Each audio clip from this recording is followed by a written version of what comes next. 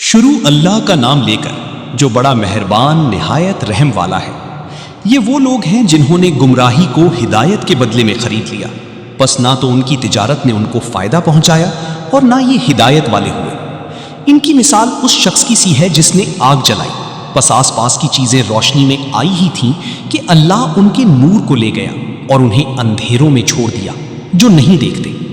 بہرے گونگے اندھے ہیں پس وہ نہیں لوٹتے، یا آسمانی برسات کی طرح جس میں اندھیریاں اور گرج اور بجلی ہو، موت سے ڈر کر کڑاکے کی وجہ سے اپنی انگلیاں اپنے کانوں میں ڈال لیتے ہیں، اور اللہ تعالیٰ کافروں کو گھیرنے والا ہے۔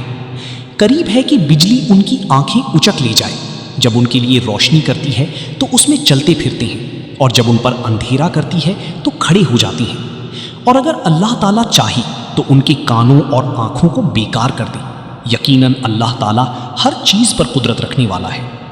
اے لوگوں، اپنے اس رب کی عبادت کرو جس نے تمہیں اور تم سے پہلے لوگوں کو پیدا کیا، یہی تمہارا بچاؤ ہے، جس نے تمہارے لیے زمین کو فرش اور آسمان کو چھت بنایا، اور آسمان سے پانی اتار کر اس سے پھل پیدا کر کے تمہیں روزی دی۔ خبردار، باوجود جاننے کہ اللہ کی شریک مقرر نہ کرو۔ ہم نے جو کچھ اپنے بندے پر اتارا ہے اس میں اگر تمہیں شک ہو اور تم سچی ہو تو اس جیسی ایک صورت تو بنا لاؤ۔ تمہیں اختیار ہے کہ اللہ تعالیٰ کے سوا اپنے مددگاروں کو بھی بلا لو۔ پس اگر تم نے نہ کیا اور تم ہرگز نہیں کر سکتے تو اسے سچا مان کر اس آگ سے بچو جس کا ایندھن انسان اور پتھر ہے، جو کافروں کے لیے تیار کی گئی ہے۔ اور ایمان والوں اور نیک عمل کرنے والوں کو ان جنتوں کی خوشخبریاں دو جن کے نیچے نہریں بہہ رہی ہیں۔